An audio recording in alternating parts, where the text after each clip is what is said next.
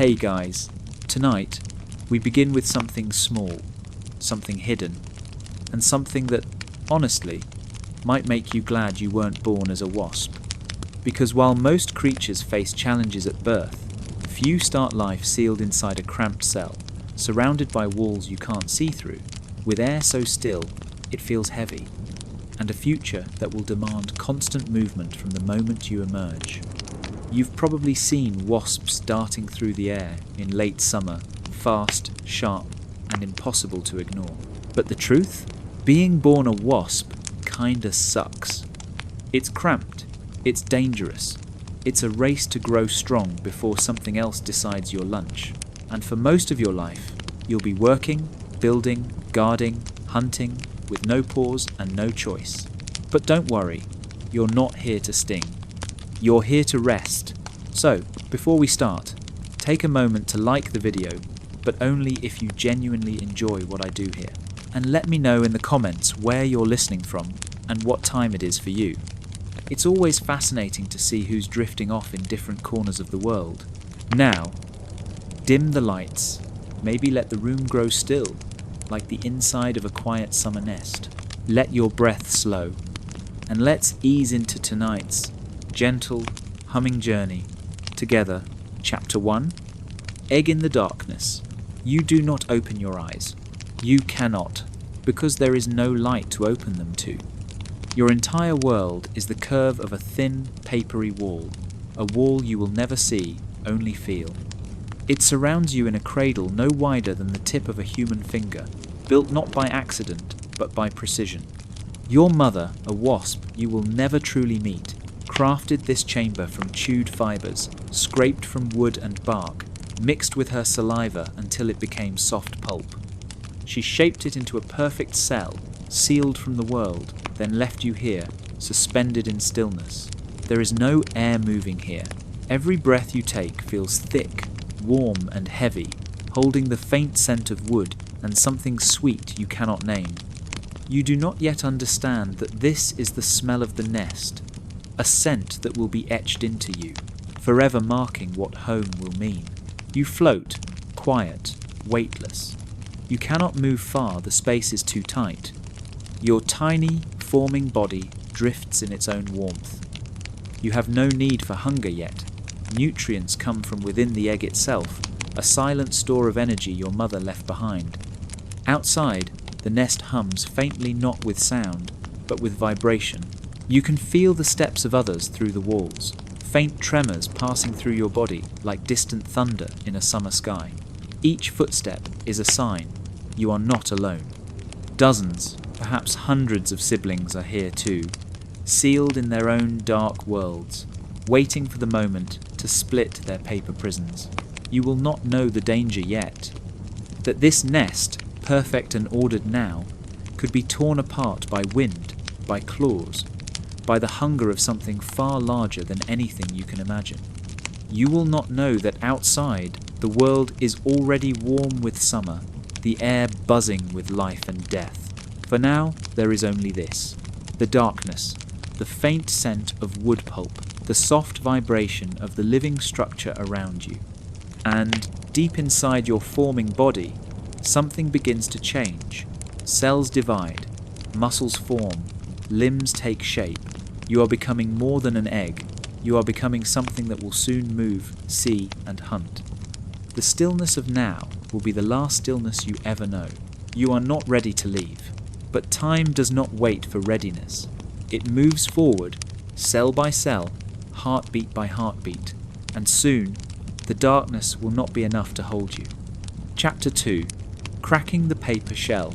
The first sound you ever hear is your own movement.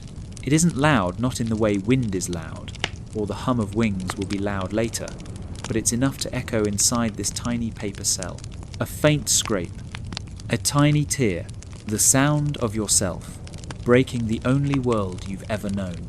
Your body moves without thought, a slow twitch in muscles you didn't have before, a push from limbs still soft, still unsure if they can hold your weight. You press against the wall and it presses back. The wall feels strange now. It's no longer just smooth and warm. It's brittle, dry, The papery skin that held you safe has thinned with time, becoming fragile under the steady heat of the nest. Your mother built it strong enough to protect you, but weak enough so that one day you could break it. You push again. This time the wall gives. A thin crack forms, letting in a draft of air that feels impossibly cool against your body. It smells different out there. The scent of the nest is still there, that soft woody sweetness. But now it's layered with sharper notes, the musk of other bodies, the faint bitterness of chewed bark, the trace of something floral drifting in from the outside world. You don't know it yet, but these are smells of a colony at work, smells you will soon carry on your own body. You keep moving, not fast. There's no rush here. You push a little, then rest. Push again, then rest. Each pause is filled with the faint vibration of others doing the same. Dozens of siblings, each breaking their own cells, each adding their tiny clicks and tears to the quiet hum of the nest. Finally, the opening widens. A strip of light, dim and golden, spills in. You feel it more than you see it. It warms the damp surface of your skin, telling you that outside this paper shell, the world is bigger, brighter, and alive with movement. You pull yourself forward. Your head emerges first small, soft, and still pale. The air touches you in a way you've never felt before. It carries the temperature of the season, warm, steady, and filled with a kind of energy that makes your new muscles want to move. You stumble onto the wall of your cell, clinging with legs that tremble under your weight. The surface is rougher than you imagined, not smooth, but ridged and fibrous, made from thousands of tiny scraps of wood your mother chewed and glued together. Around you, the nest is a world of chambers and walls, each alive with motion. Other wasps, older and stronger, move along the surfaces with precise mechanical grace. Their antennae twitch as they pass, sensing your presence. One pauses near you, touching your head lightly with its antennae. You don't know it yet, but this is a greeting, a way of tasting and smelling who you are, deciding where you belong. Above, the ceiling curves into the darkness of the higher combs. Below, the nest stalk anchors it to the hidden place where it was built, a branch, an eave, a beam under a roof. You cannot see beyond it yet, but outside lies a world of air, heat, and predators. For now, you stay where you are. Your body is still soft, your colour still pale. It will take time for your exoskeleton to harden, for your muscles to grow strong enough to fly. And in this brief pause, the only pause you will have for weeks you rest, you feel the vibrations of the nest around you. You smell the air, memorize the scent of home, and you begin to understand you are part of something larger. The cell was never the whole world. It was only the beginning. Chapter 3. First steps into the hive. You cling to the wall of your cell, legs trembling not from fear, but from weakness. They are new legs, thin and pale, not yet the sturdy black and gold limbs they will become. Every joint feels like it has just been invented, still testing the limits of movement. You stay there for a while, pressed against the rough paper, feeling the hive breathe around you. Yes, breathe, because the hive isn't just a structure, it's alive. The air moves in subtle waves, shaped by the movement of hundreds of bodies. Each shift of a wing, each turn of an abdomen, stirs the air just enough for you to feel it against your surface. And beneath it all, a faint warmth pulses from somewhere deep within the combs. That heat doesn't come from the sun, it comes from them. The workers, moving constantly, generate it. Their bodies keep the brood chambers, your chamber, at the perfect temperature for life. You take your first step. It is slow, unsteady, but it holds. Your claws' tiny hooks at the ends of your legs sink naturally into the paper wall, gripping its ridges with ease. You don't know it yet, but this is one of your greatest advantages. No matter where you are in the nest wall, ceiling, even the underside, you will never fall. You pause, head still low, antennae twitching. The world is enormous compared to the cell you've left. The comb stretches outward in every direction. each hexagonal chamber holding something: an egg, a larva, a pupa, sealed like you were just moments ago. Others are empty, waiting for new life. A shadow moves beside you. It's one of the older workers. Her body is fully hardened, striped in sharp black and yellow. The colours seem to hum, even without movement. She brushes against you briefly, a contact that tells her all she needs to know. You are new, you are part of the brood, and you are no threat. She moves on without pause, disappearing down the curve of the comb. You take another step, then another, until you are walking fully out of your cell. It feels strange. The space beneath you changes from the rim of your cell to the flat expanse of the comb floor. The texture is different here, smoother in some places, more worn in others, as if thousands of feet have polished the fibres with time. The sounds are clearer now, no longer muted by the papery wall. You hear the hive's true voice, the soft rasp of mandibles chewing wood pulp, the faint thrum of wings folding and unfolding, the tiny, rhythmic clicks of antennae tapping against surfaces. These sounds are not noise, they are communication. Each vibration, each scrape, each tap means something: food being prepared, danger assessed, instructions passed without a word. Far above, you catch a faint flicker of light. It seeps through a small gap in the nest wall, a doorway to a world you do not yet know. The light shifts as bodies pass in and out, wings flashing for a moment before vanishing into the shadows again. You will go there one day, but not yet. For now, you begin your first slow exploration. You walk past sealed cells, holding your siblings still waiting to emerge. You pass open cells, with larvae inside pale, curled bodies being fed by the older workers. You pause near one of them, watching as a worker leans in, mandibles delivering a tiny morsel of chewed insect meat to the hungry mouth of the larva. The smell is different here, stronger, richer, carrying the sharp scent of protein. You continue walking, feeling the hive under your feet. Every surface holds a story. The way the fibres are layered tells of the days your mother and the first workers built it. The edges still carry the faint bitterness of tree bark. And here, along the inner curve, you notice something you don't understand yet. A small patch that feels softer, warmer than the rest. This is brood care, at work a part of the nest, kept at just the right warmth for life to grow. You stop, not because you are tired, though you are, but because, for the first time, you realize that the hive isn't just where you live, it is what you are. You are not separate from it. You are a cell in its body, a piece of something that moves, breathes, and survives as one. You settle into a corner of the comb, letting your legs fold beneath you. Your body still needs to harden, your colours still need to deepen. For now, your role is to be here, to exist, to adapt to this new world. And in the dim, golden light of the hive, surrounded by the sound of hundreds of tiny movements, you rest ready for the day you will take your place in the endless rhythm of the colony. Chapter 4. First taste of the outside air. You stand at the edge of the comb, staring toward the light.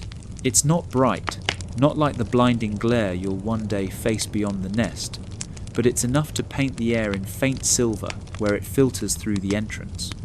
The hive around you hums in low, steady movement. But here, near the opening, the hum changes. It sharpens. It carries the tension of the outside. The doorway is nothing more than a small gap in the papery wall, shaped with precision by the older workers. They know exactly how wide to make it large enough for them to pass, but small enough to guard. You don't yet know that the outside world is filled with things that would tear this nest apart if given the chance. You only know that something beyond that hole feels different. The air here moves. It flows in slow drafts, carrying with it scents that do not belong to the nest, the sweetness of open flowers, the faint bitterness of tree sap, the damp weight of soil after rain. Each current slides over your antennae like whispers from a place you cannot yet see. You taste them in the way all wasps do. Every smell is also a flavour, every flavour a signal. Your brain begins to map a world you have never stepped into. A shadow passes the entrance, a worker returning, her wings folding tightly against her back as she slips inside. Her body is dusted with something pale pollen, though you don't yet know its name. She carries something between her mandibles, a fragment of insect, soft and freshly chewed. The smell of it reaches you before she passes, and your stomach stirs with a hunger you've only recently begun to feel. She doesn't notice you watching. She is already on her way deeper into the hive, the food meant for a younger larva. You inch closer. Every step feels deliberate now. The comb's edge gives way to the sloping inner wall of the nest, and here the texture changes again.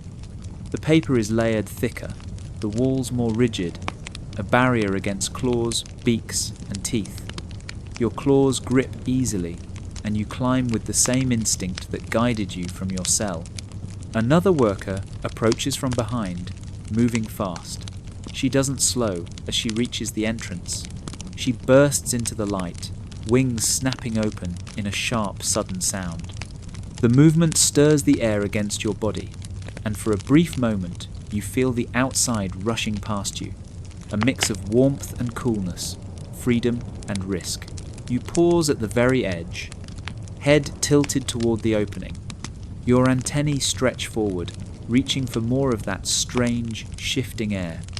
It smells richer now, layered with hundreds of scents. Some are sharp, like crushed leaves. Some are sweet, almost intoxicating. Others are faint, but dangerous, the musk of something alive and watching, the warning scent of another insect's territory. The light flickers again as another shadow passes. This time, you see it clearly, a blur of green and brown, wings folded, legs tucked. A creature lands near the entrance, but not inside. You don't recognize it, but deep in your body, something stirs, an instinct that one day will tell you when to attack, when to defend, when to retreat. You lean closer to the opening, your antennae now catching the rhythm of the wind. It's not constant, it rises, falls, shifts direction. It carries stories you cannot yet read, but you feel them pressing at you, tempting you forward. For a moment, you imagine stepping out. The light would fall fully on your body, warming the hardening plates of your exoskeleton. Your wings, still new and unused, would catch the air for the first time. And below, there would be movement grass bending in the wind, flowers turning toward the sun, the ground alive with things that crawl and jump. But you don't move, not yet, because inside this hive, you are still a beginner. Your body is still building its strength. The outside is for those ready to work, to hunt, to guard. You will be one of them soon enough. Instead, you take one slow step backward, letting the opening fade from your view. The air here inside is still warm, still rich with the scent of the nest, still holding the low hum of safety.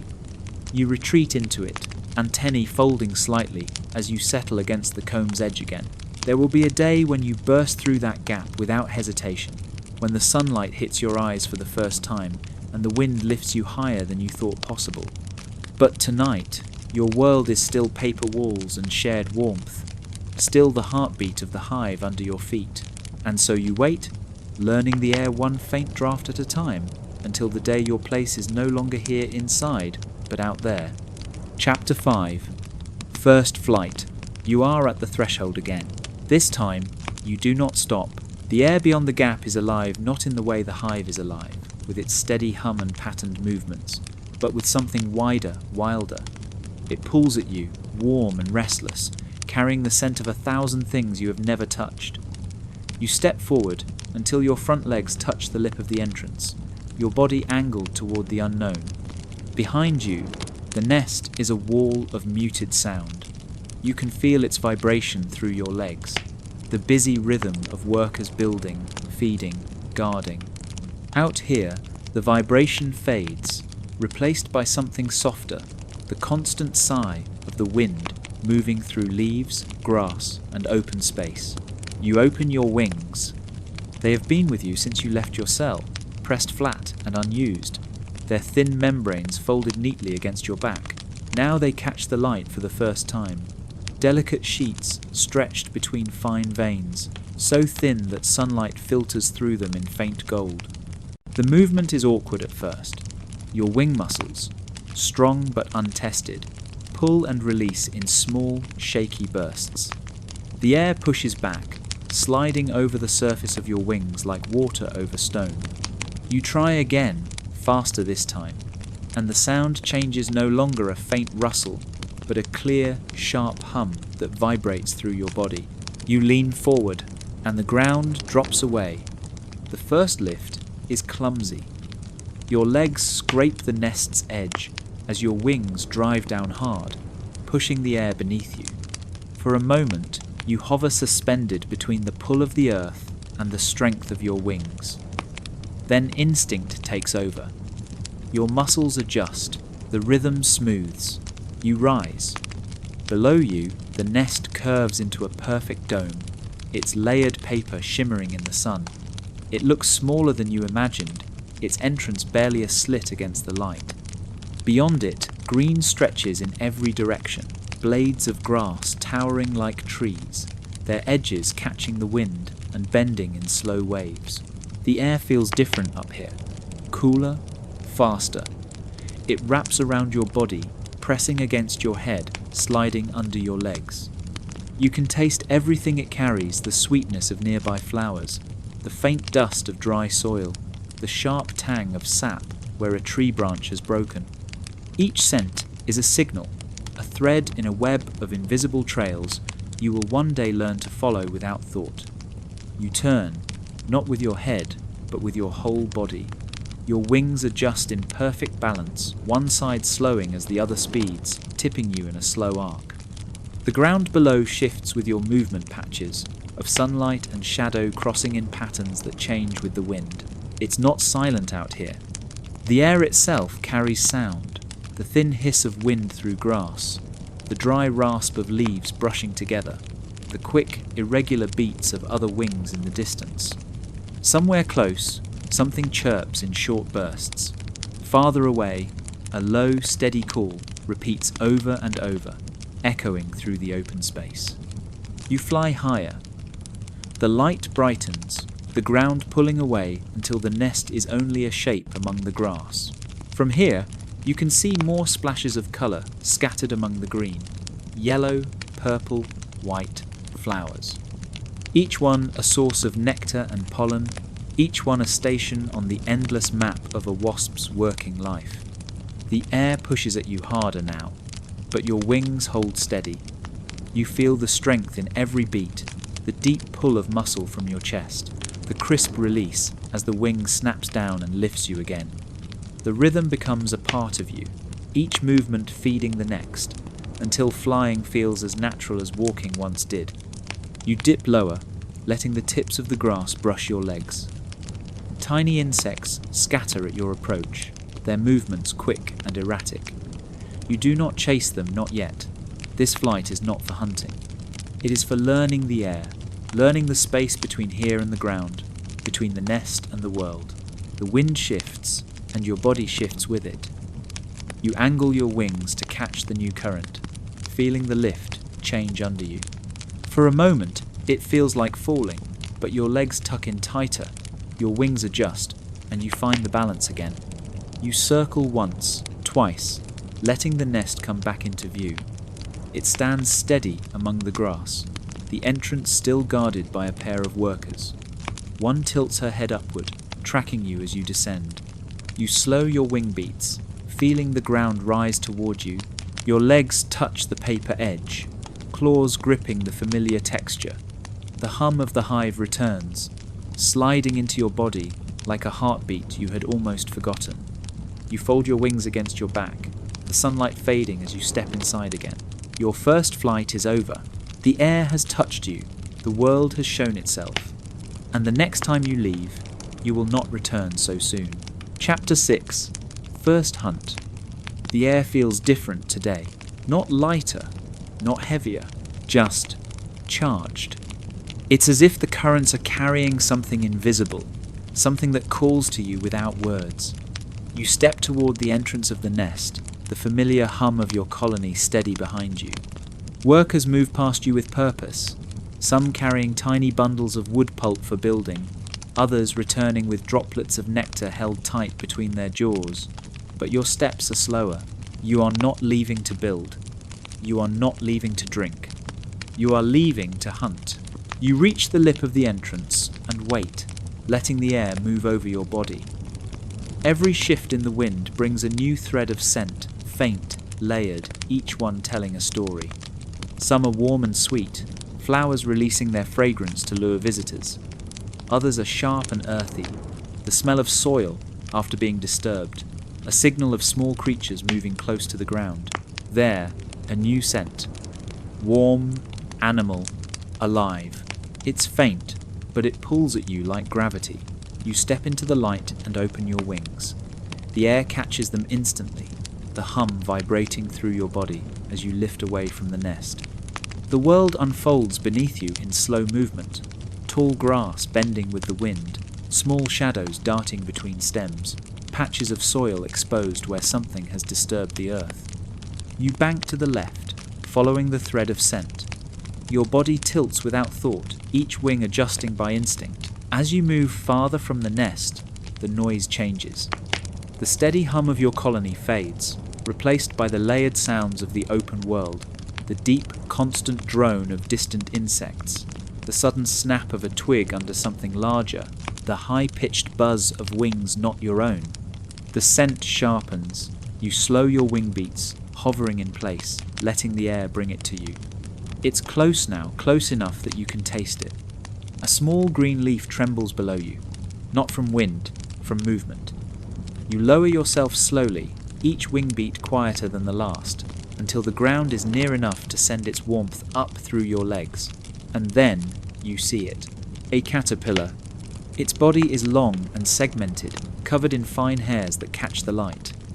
It moves slowly, its front half curling forward, gripping a new section of the stem, pulling the rest of its body up behind it.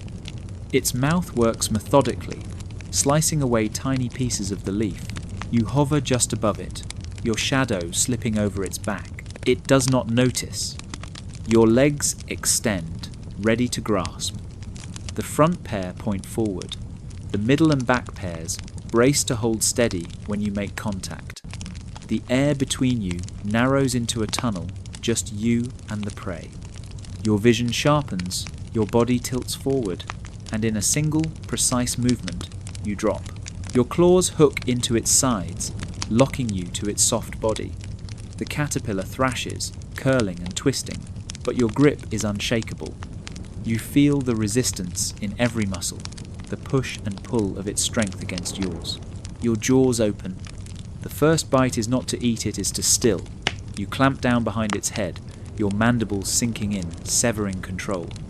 The struggle fades almost instantly. The body softens, heavy in your grip. You do not feed here. Hunting is not only for yourself. With the prey held tight beneath you, you lift again, your wings working harder now, their hum deeper and more forceful. The added weight shifts your balance, but you adjust, your legs locking in place to keep the prey from slipping. The wind presses against you as you rise above the grass. Each beat of your wings is deliberate, controlled. The scent of the caterpillar clings to you now, a marker of your success. Below, the green of the grass blurs. Ahead, the nest comes back into view, the familiar dome among the stalks. You angle downward, slowing as you approach the entrance. Workers at the threshold glance up but do not stop you. They know this scent. They know the shape you carry. Inside, the air warms again, and the hum of the hive wraps around you like a second skin. You set the prey down in a waiting cell, where hungry jaws are ready. A larva stirs, its pale, soft body curling toward the offering. Soon, it will feed, and in feeding, it will grow strong enough to hunt for others. You step back, your body light again. The rhythm of the hunt still hums in your muscles, the memory of the chase fresh in your mind. But already, the wind outside calls to you again. There will be other scents, other movements. And this was only the first. Chapter 7. Heat on the Wing. the sun presses down like a weight. Not a sharp, burning heat, but a heavy one. A warmth that seeps into your wings, your legs, your eyes, until every movement feels slower, stretched, as if time itself is moving through thick honey. You are already in the air. The nest is behind you, a pale dome tucked into the tall grass, its entrance barely visible unless you already know where to look. The world ahead shimmers faintly in the heat, the edges of every leaf softened, the horizon slightly blurred. Your wings work in a steady rhythm, down, up, each beat carving a small space for you in the still, heavy air. The sound they make is softer now, lower pitched than in the cool of morning. Heat changes everything. It makes the air thicker, heavier to push through. But you are built for this. Every movement is efficient. You do not flap harder than you must. Instead, you tilt and adjust, letting the rising currents lift you with less effort. The ground beneath you radiates heat, creating invisible columns of warm air that push upward. You ride them the way a leaf rides a lazy stream, letting them carry you higher without draining your strength. The higher you go, the more the air changes. It is cooler here, the weight of heat easing just slightly, though the sun still blazes across your back. You can feel it on your exoskeleton, each segment of your body warming evenly, soaking in energy. Wasps are cold-blooded. The warmth fuels you. Every muscle in your body works better now than it would in the chill of early morning. You drift forward. Below, the grass parts in irregular patterns, revealing patches of bare soil, tiny trails worn by ants, the glossy backs of beetles shifting under leaves. Shadows move in slow, irregular arcs, and you track them without effort, your compound eyes catching even the smallest flicker of motion. Far off, something stirs a flower bed. Bright colours catch your vision, yellows, purples, deep reds, the sun striking their petals until they almost glow. Nectar pools there, sweet and warm, but you are not drawn to it yet. There is no urgency in you. Not today. Instead, you let yourself wander. The air carries faint traces of the world, the powdery scent of pollen, the sharpness of resin from a pine branch, the metallic tang of wet soil where something has dug a shallow hole. You turn slightly to follow a softer current, letting it guide you over the crest of a small rise. The sound changes here. The hum of your own wings is joined by the deep, slow buzz of something larger in the distance, perhaps a bumblebee, heavy-bodied and clumsy compared to your precise flight. Somewhere farther still, a cicada's call pulses in waves, a rhythm that rises and falls like breathing. Heat slows even your thoughts. Your awareness stretches, your focus widening to take in the entire space around you rather than one single target. The sunlight flickers through the tall stems. As you weave between them, your shadow slipping over the ground in narrow, elongated shapes. A glint catches your eye, a droplet of water, clinging to the curve of a blade of grass. It trembles with each gust, reflecting a tiny, upside-down world in its surface. You hover over it, wings stirring the air just enough to make it shiver, but you do not drink. You are not here for water. You are here to move. Flight is not always about the destination. Sometimes it is the act itself, the way your body becomes part of the air, the way the world changes when you look at it from above. You move with the heat now, your shadow flickering across leaves, your wings steady and unbroken in their rhythm. The nest is no longer visible behind you, and yet you are not lost. Every angle of the sun, every scent in the air, every shift in the wind is a mark on a map you carry inside you.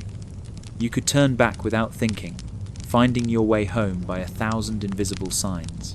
But you don't turn back yet. You drift farther. The day is long, and the air is warm, and for now, the only sound you hear is the steady hum of your wings carrying you through the slow, golden weight of summer. Chapter 8. Shadows on the Ground. The ground is a language, not of words, but of patterns. From above, it is an endless page of shifting shapes, dark and light, moving and still. Most of the time, these changes mean nothing. A breeze tilts a leaf, and the sunlight dances differently on the soil. A cloud slides across the sky, and everything below softens. But sometimes, a shadow means danger. Your compound eyes do not just see colour, they catch movement faster than the blink of a human's eyelid. You can detect the flicker of a predator's wing in the distance, the dart of a lizard across a branch, the swoop of something large enough to snatch you from the air. Now, you are reading the ground. Beneath you, the pale dirt is cut by long blades of grass, their shadows thin and sharp against the earth.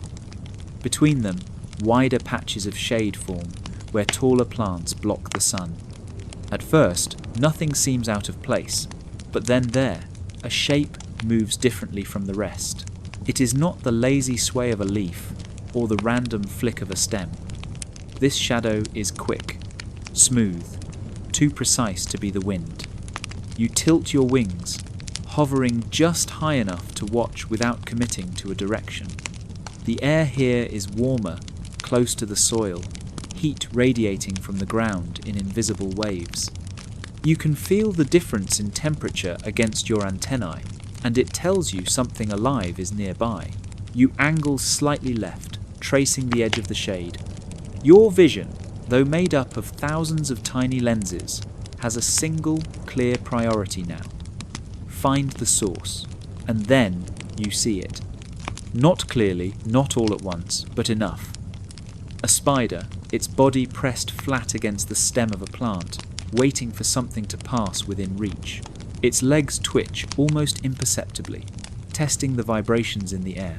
You are not prey. Not today. You pull upward, wings cutting the air in quick, tight beats, lifting you above the reach of its sudden lunge. From this height, its body is just a small shape among hundreds. You let the wind carry you sideways, away from the trap. But even now, your attention stays on the ground. Shadows tell you where the light is breaking.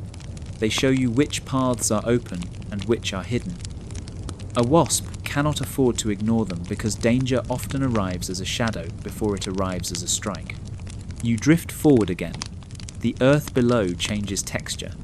The dry dirt gives way to patches of darker soil where water has recently soaked in, leaving a faint metallic smell rising from the ground. Small ants trace lines through it, their bodies glinting in the sun. You watch them for a moment, not as prey, but as moving markers on the living map beneath you. Each step they take leaves a vibration too faint for you to feel from here, but you know it's there. The ground is never still, not in summer. A flicker passes suddenly over your shadow just for a second, and every muscle in your body reacts. You twist mid-air, your head tracking upward toward the source. A bird, not close, but closer than you like. Its wings beat slow and heavy, gliding in a wide arc above the meadow.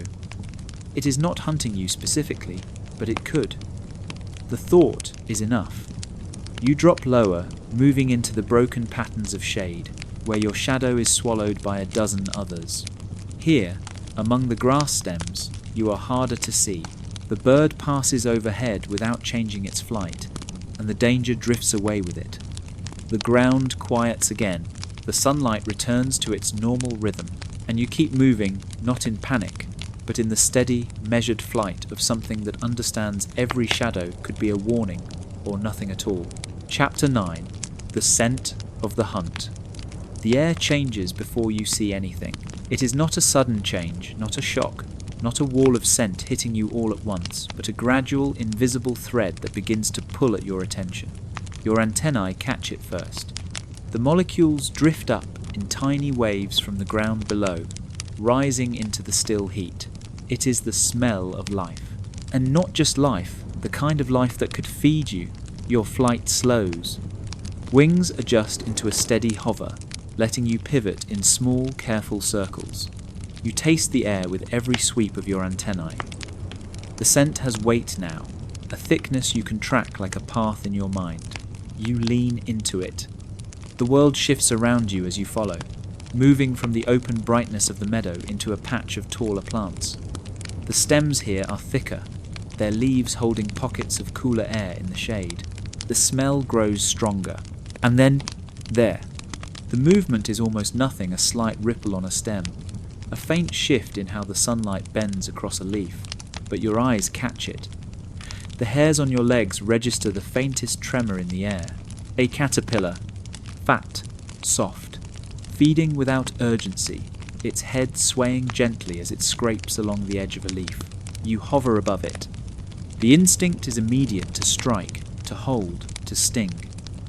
You know the places where its body is vulnerable, where a sting will paralyze it but not kill it. A paralyzed prey will stay fresh for the nest's larvae far longer than a dead one. But you don't rush. You hover just out of reach, letting your body find the right angle. The air around the caterpillar carries a faint green smell from the chewed leaves, mixing with the deeper, almost sweet note of its body. Every molecule carries information. You dip lower. The sunlight flashes off your wings as you angle forward, forelegs ready. The moment you touch, it stiffens but too late. Your sting is quick, precise, sliding between the plates of soft skin. The movement stops almost instantly. The hunt is over before it began. You lift it from the leaf, the weight surprising only for a moment before your body adjusts. Your legs curl securely around it, holding it beneath you as you beat your wings harder, rising back into the open air. Now, you are carrying not just yourself, but the still, heavy body of another. The flight is slower, more deliberate. The scent of the caterpillar trails behind you, rich, unmistakable, a line in the air that any wasp would know. Far below, the plants sway again. Another life is moving in the shadows, unseen but felt. You mark its place in your mind without breaking your path. There will be more hunts. There is always more. The nest is somewhere behind you, beyond the grass, past the shimmer of heat rising from the ground. You do not need to see it to find it. The air remembers for you. Every turn you've made, every shift in wind direction, every landmark of scent and shadow, all of it forms a perfect, invisible map. You rise higher, clearing the tops of the stems, the open meadow stretching out again beneath the sun. The heat presses in, but the weight in your legs is worth it. The hunt has ended with food, and food means life. And you are already searching for the next scent. Chapter 10. Return to the nest. The weight in your legs is steady now. It moves with you, not against you, as if the caterpillar has become an extension of your own body. The air here is warmer than when you left. The sun has climbed higher, and the meadow breathes heat in long, slow waves. Every wing beat stirs a ripple through it, but the warmth is not heavy, it is guiding. The rising currents lift you gently, like invisible hands carrying you forward. You do not need to think about the way home. Your body knows. The path is not drawn in lines you can see. It exists in a language of air pressure, scent trails, and memory. You feel it in the angles of your turns, in the way your wings tilt when a familiar landmark passes beneath you, a cluster of taller flowers, the dark oval of a rock that always holds the sun longer than the rest of the ground. Somewhere far below, the earth carries the scent of resin and wood, faint but undeniable. That is the smell of the nest. You breathe it in without slowing. Each molecule of that scent tells you you are closer. You pass over a patch of open soil where the wind flows differently. The ground is bare here, the heat rising in sharper bursts. A small butterfly flits away at your shadow, but you do not follow. The hunt is behind you. Your purpose now is to return. The sound changes before you see it. It is not loud, not to you, but it is distinct. A layered hum, each note belonging to another set of wings. The vibrations reach your legs first, then your antennae. The nest is awake. You descend slightly, letting the pattern of the wind carry you into the protected space near the entrance. The structure rises from the shaded base of a low shrub, its surface a textured pattern of grey and beige paper made from chewed wood fibres, shaped into hexagons that fit together perfectly. The opening is small, just wide enough for you and your burden. Other wasps are arriving, leaving, circling briefly before darting into the darkness. Some carry prey like yours, others return with nectar or with nothing. Their role today more about building than feeding. You slow, hovering in front of the entrance. The air here is cooler, touched by the shade of the shrub and the thin sheltering walls of the nest. Inside, the smell deepens a mix of wood pulp, waxy resin, and the warm, living bodies of your colony. You enter. The light fades instantly, replaced by the dim, even tone of shadow. The hum is louder here, but it is not chaotic. Each vibration has its place, each wingbeat a part of the colony's rhythm. You move along a narrow corridor toward the brood cells. Larvae shift within their hexagonal chambers, pale and still, except for the slow ripple of their bodies. You lower the caterpillar into one of these cells, the weight leaving your legs, but not your memory. You know this life you have brought will feed another, and that, in turn, will feed the nest itself. For a moment, you remain there, antennae brushing the edges of the cell, as if committing its scent to memory. Then you turn and step back into the dim central space, wings folding against your body. Outside, the world still moves wind over grass, shadows shifting across the ground, scents rising from flowers and prey alike. But here, inside the paper walls, there is stillness. You pause, letting it settle into you. The heat of the meadow remains on your body, but the hum of the nest replaces the sound of open air. For a few moments, you are not hunting, not searching, not watching for the flicker of danger in the light. You are simply here, a part of the colony's breath. It will not last long. It never does. But for now, this is enough. Chapter 11. Building the Walls. The hunt is over for now, but your work is not. The colony moves in endless cycles, and today your cycle shifts from feeding to building. You step away from the brood cells, past the narrow tunnels of the nest, toward the opening, where sunlight leaks in like a thin river of gold. Outside, the heat meets you instantly. It presses along your body, catching in the spaces between your wings and legs. You lift into the air, not for the thrill of movement, but with a clear, simple task to find wood. The kind you need is not fresh. Fresh wood resists. It still holds the sap of its life and will not break apart easily under your mandibles. You search instead for the dry, weathered kind, softened by rain, dried again by sun, reduced to fibres that pull apart with patience. You skim low over the ground, scanning.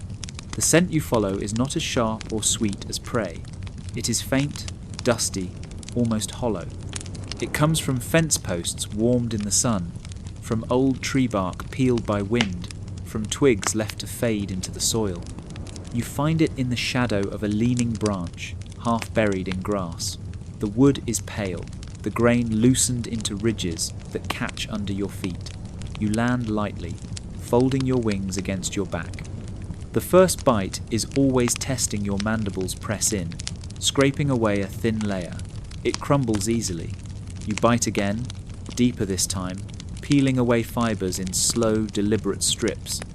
Each strip is softened in your mouth with saliva, rolled and pressed into a pulp. The taste is dry and faintly bitter, but this is not food, it is structure. You work in rhythm, bite, scrape, chew, soften.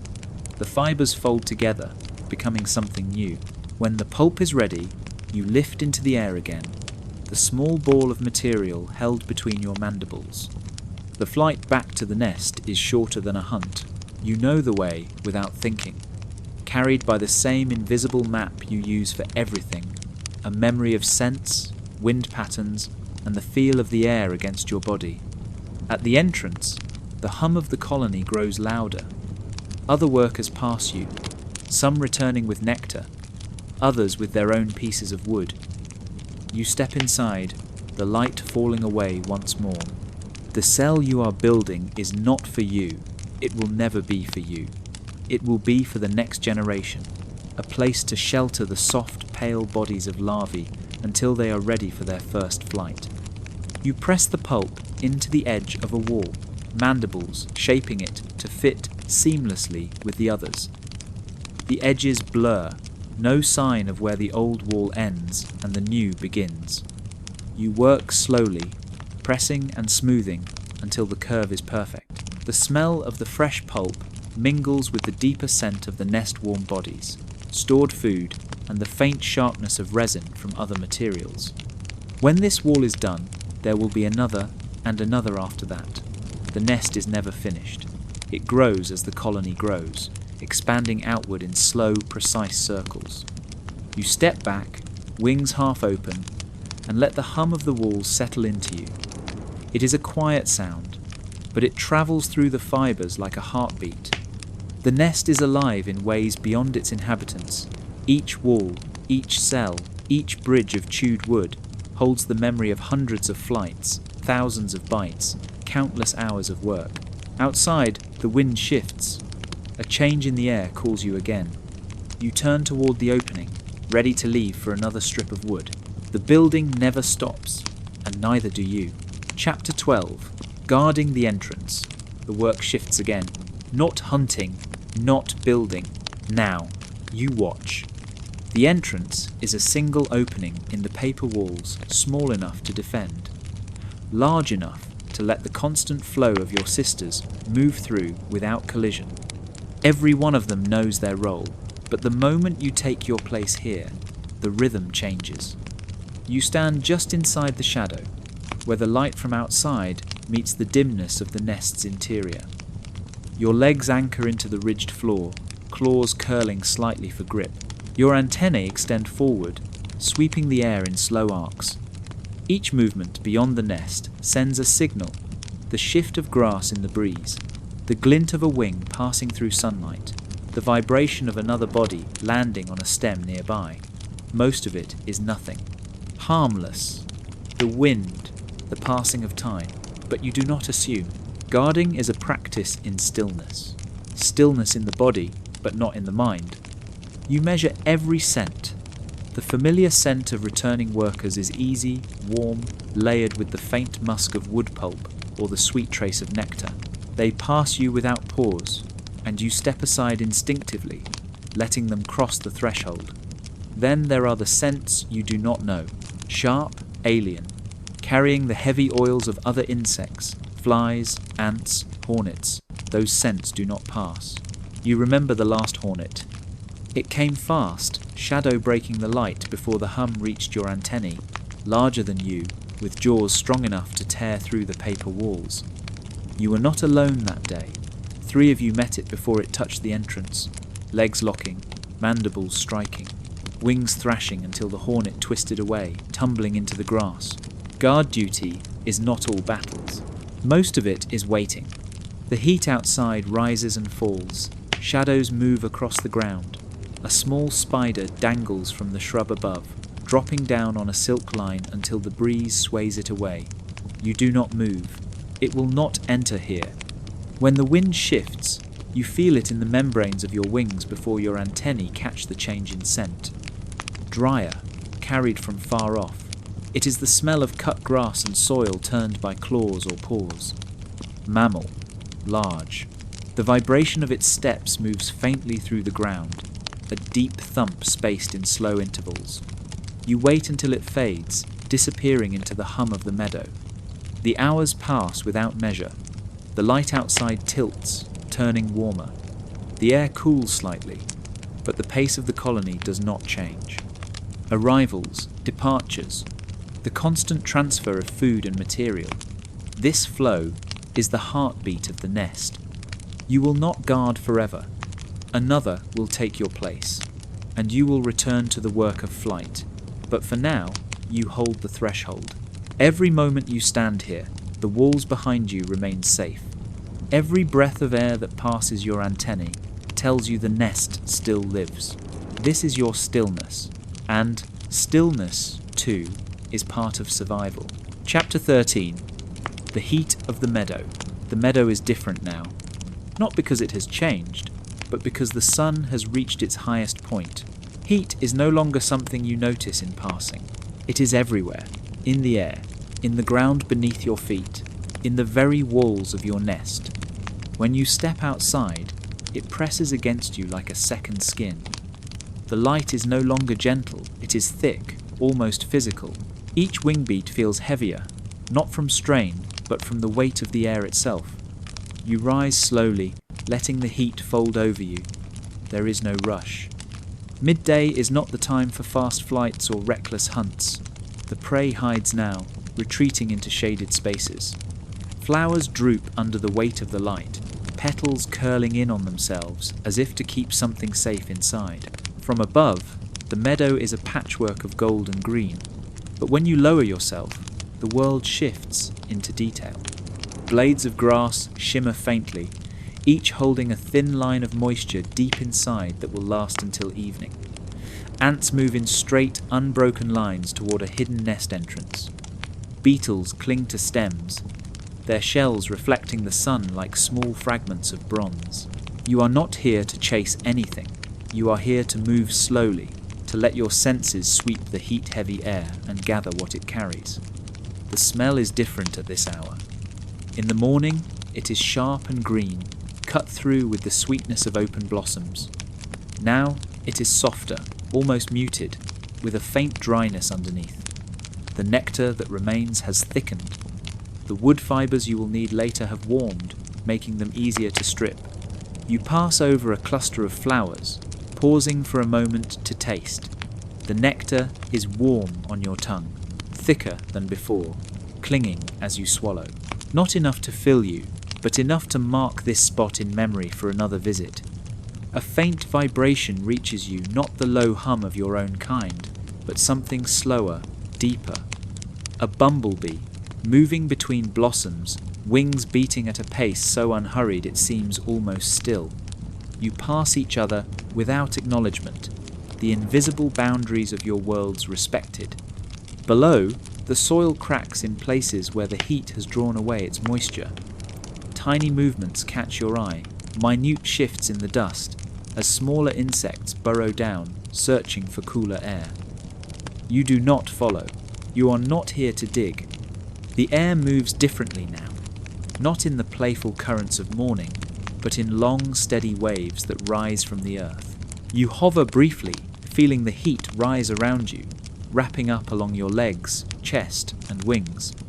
You turn toward the edge of the meadow, where a strip of shadow runs along a fallen log. The air there is cooler, but not cold. You land, folding your wings loosely at your sides. The surface of the wood is warm to the touch, sun-baked on top, faintly damp below. You press your antennae into the grain, reading the faint signs of other life trails of ants, the light scratches of beetle mandibles, the soft scent of rot working slowly under the bark. Here, in this heat, time feels stretched. Minutes dissolve into the space between wing beats. The hum of the meadow softens into a low, steady background, the perfect pace for waiting. You will not stay here long. Soon, the heat will break. Shadows will stretch again across the grass, and movement will return to the flowers and the air. But for now, you rest in the warmth, letting it soak into your body. This is not wasted time. This is survival. Even in stillness, the meadow teaches you where to be, when to move, and when to simply let the world pass through you. Chapter 15. The colony's pulse. The sun has slipped below the horizon, and the world outside dims into gentle twilight. Inside the nest, however, life beats steadily on. You settle into the warm, shadowed corridors of the hive. The air is thick with the mingled scents of wood pulp, nectar, and the soft musk of your sisters. The sounds are quieter now, but no less alive. The low, rhythmic hum of wings folding, the faint scrape of mandibles shaping paper, the soft rustle of bodies moving in unison. You move slowly, legs gripping the textured floor as you pass cells still warm with growing life. Larvae curl within, their bodies pulsing with the slow rhythm of growth, oblivious to the passing of time beyond their walls. The colony moves as one. Every motion, every vibration, a part of a larger heartbeat that binds you all together.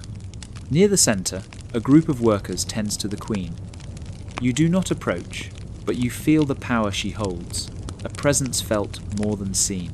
Her pheromones fill the air like a quiet command, shaping behavior, guiding the flow of work. You fold your wings, resting them lightly against your back. The warmth of the nest seeps into your body, easing the tension built from flight and labor. Outside, the night deepens. The meadow is silent, wrapped in the cool stillness that follows dusk. But inside, the colony pulses, a living organism sustained by the quiet, steady efforts of each member.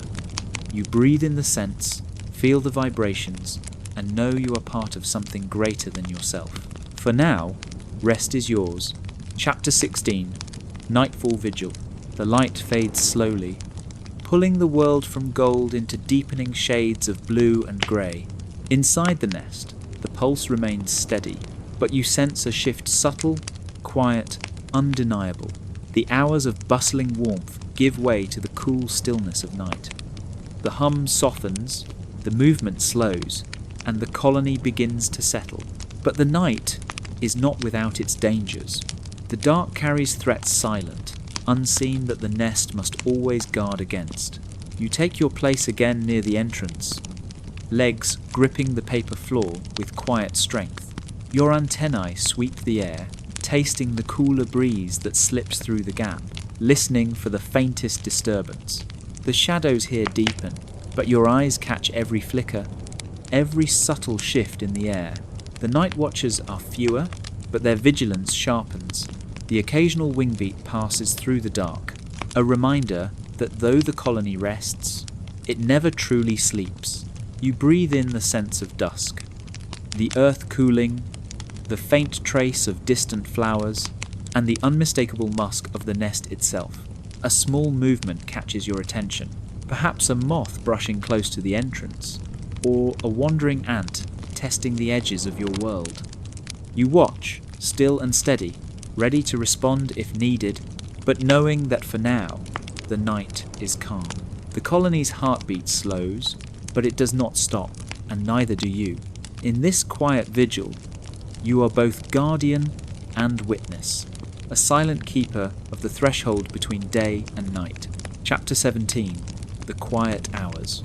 The night deepens, folding the world into layers of silence.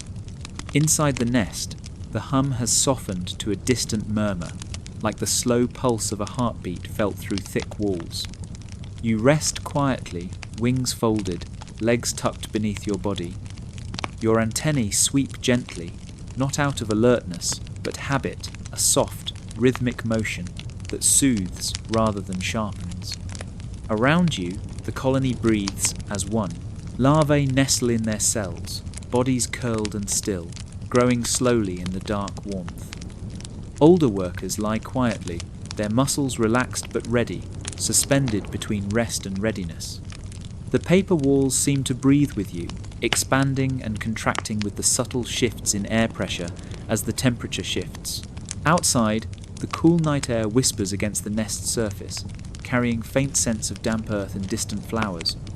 The world beyond has slipped into sleep, but here, life persists in a slow, measured rhythm. You feel the weight of rest settle over your body, muscles easing the tension of the day's flights and labour.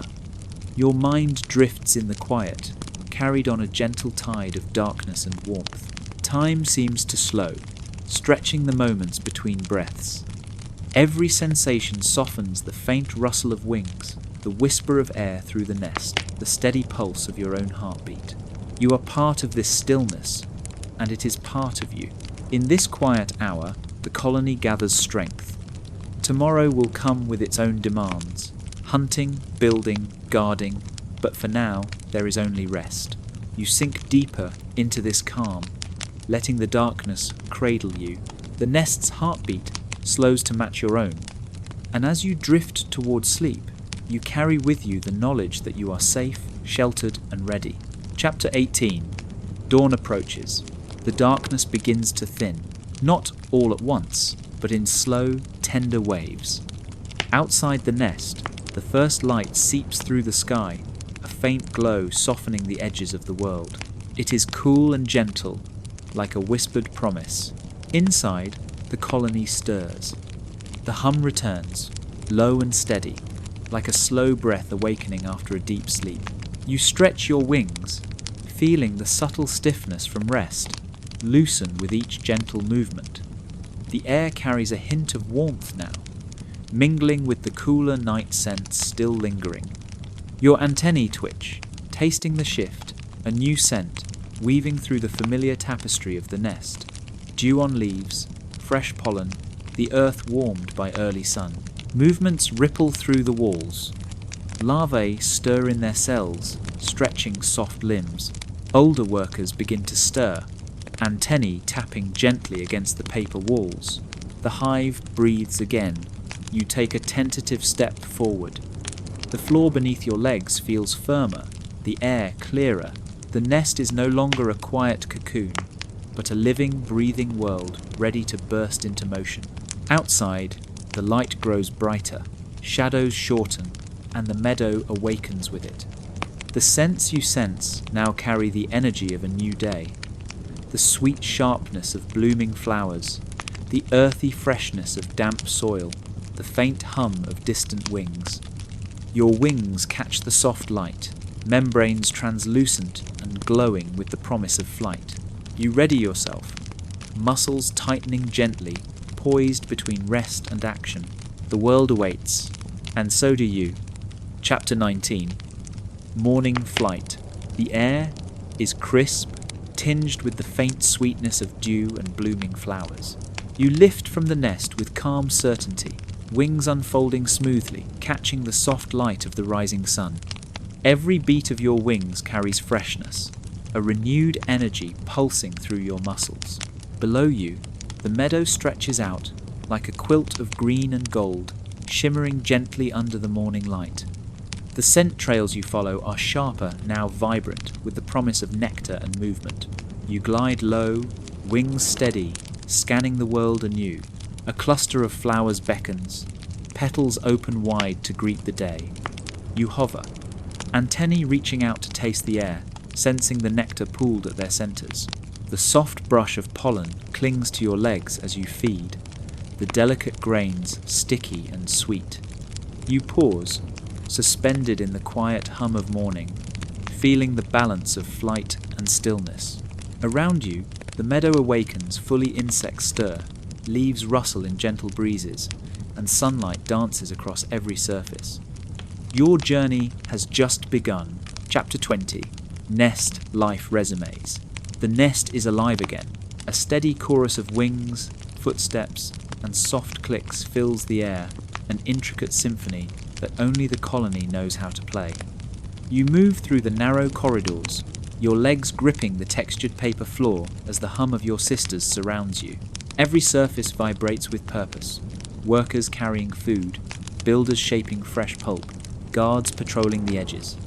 Near the brood cells, larvae stir, their pale bodies stretching and curling in response to the warmth and activity around them. Older wasps tend to their needs with practiced care, delivering morsels of chewed prey, regurgitated nectar, and protective attention. You feel the rhythm of the colony pulse through your body, a heartbeat, not your own, but one you share. Each task, each movement, contributes to this living whole. Passing a cluster of workers, you catch the scent of nectar and resin mingled with the earthy musk of the nest. The air is thick with the scent of life itself. Your wings twitch, ready for the next flight. The day is long, and the work never ends. For now, you rest briefly, letting the hive's energy settle into your muscles, preparing you for what comes next. Chapter 21. Afternoon Forage. The afternoon sun hangs heavy, casting long, soft shadows across the meadow. You leave the nest once more, wings unfolding with practiced ease. The air is warm but carries a subtle freshness. Now a gentle breeze brushing past, stirring the grasses and flowers. Your senses sharpen. Each beat of your wings pushes you forward, steady and deliberate. Below, the meadow is alive with movement. Beetles scurrying under leaves, ants tracing invisible trails, and flowers nodding softly in the breeze. The scent of nectar draws you closer, It is richer now, thick and sweet, pooling deep within the petals of clustered blooms. You hover gently, antennae extended to taste the air. Delicate grains of pollen cling to your legs and body as you feed, sticky and fragrant. The world around you hums a chorus of insects, birds, and rustling leaves. The rhythm is steady, unhurried, the perfect backdrop for your work. You dip and weave among the stems, following the flow of scents and shadows. The heat of the day presses softly on your wings, a reminder of the sun's unyielding presence. Each flower offers a promise, a sip of life, a chance to sustain the colony. You move on, guided by instinct and the invisible map etched into your mind. With every beat of your wings, you carry the life of the meadow and the future of your nest with you. Chapter 22. Evening Calm. The sun dips low, casting a warm amber glow across the meadow. The air cools, softening the heat that pressed on your wings all day. You return to the nest, your flight slow and measured, wings folding neatly as you slip through the familiar entrance. Inside, the colony moves with quieter purpose now.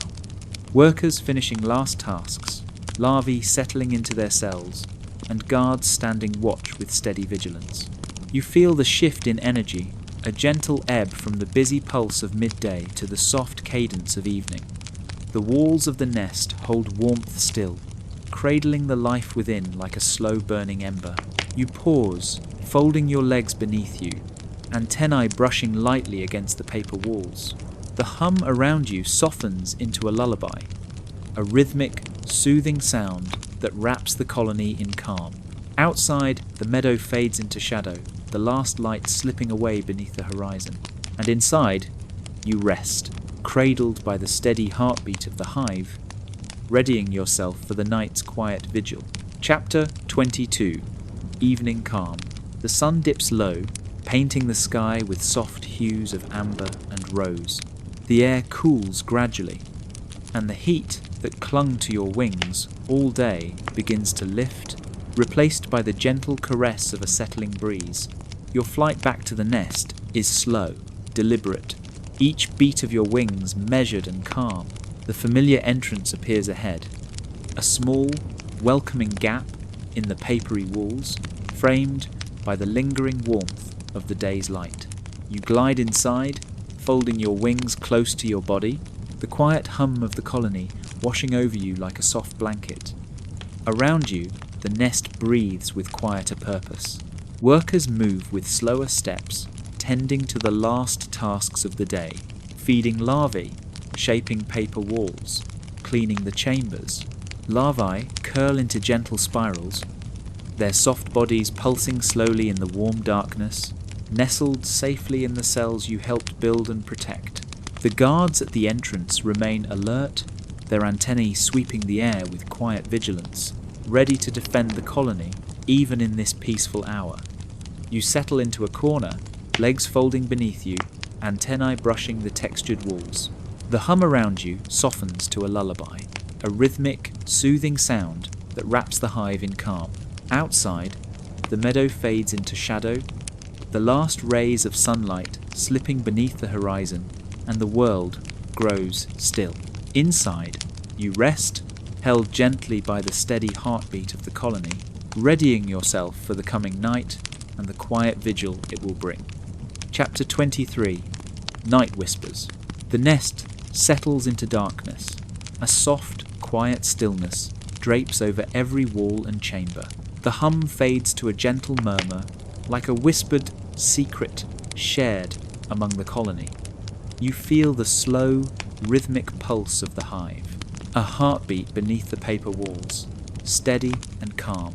Around you, your sisters lie motionless, their bodies relaxed, but their senses still alive. The air carries faint traces of the day, the warmth of nectar, the scent of wood pulp, the lingering musk of wings that have flown through sunlight. You move gently, antennae sweeping the silent air, catching the faintest vibrations, the subtle shift of a nearby wing, the soft rustle of a settling body.